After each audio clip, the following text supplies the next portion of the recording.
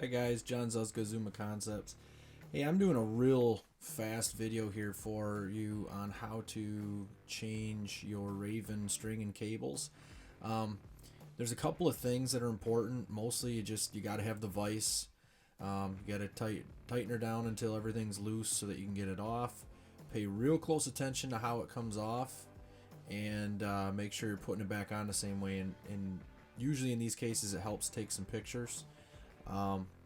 But just kind of watch as this goes, and I'm gonna slow back down and explain some of these more intricate things when we get to them.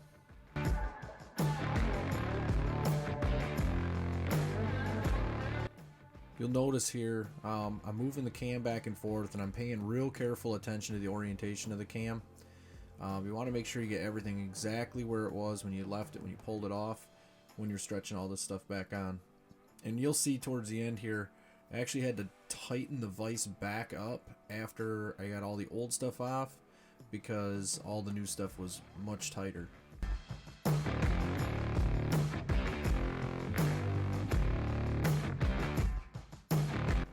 You'll see here when I flip this over to look at the bottom side to get good view, I propped that up to make sure I didn't rest on the scope. You got to be mindful of all your equipment while you're jostling this bow around to get the right angle to work on it. Here's one of the tricks I want to show you guys. If you take a metal twist tie and you put it through the cable loops, which don't have servings wrapped on them, it'll keep it from getting all frayed and tangled and jumbled up. This is one of the tricks that'll make it really helpful for you if you're doing this on your own.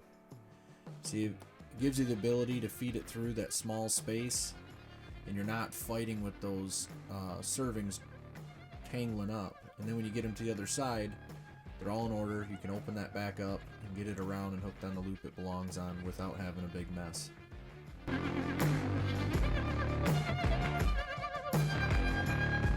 When you get to the final step of putting the string back on, this is fairly simple. There's not a lot to this. You just got to give yourself some more slack by tightening up that vise. Bring it around the cam, hook it where it belongs, then carefully back the vise off and watch your cams to make sure everything comes undone correctly. And here you'll see I'm going to run this back out and run into a problem. I pulled the string through that, so I actually had to bring it back.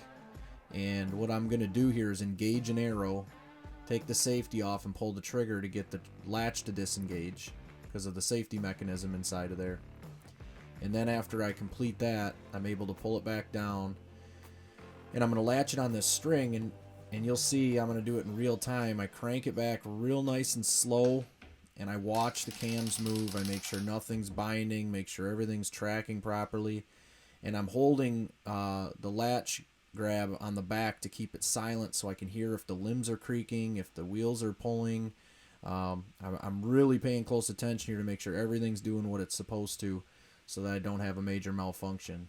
And then once I get that all cocked and locked in place, I do a real thorough look over and make sure everything's where it belongs, and then I decock it and put it away. And there's a quick video on how to change your Ravin crossbow strings and cables. If you like what you're seeing here, the information and stuff I'm bringing you, don't forget to subscribe. That's your way of helping me out, helping you. And if you're going to take these projects on yourself, be careful. Make sure you're using your head, and be safe out there. Have a good one.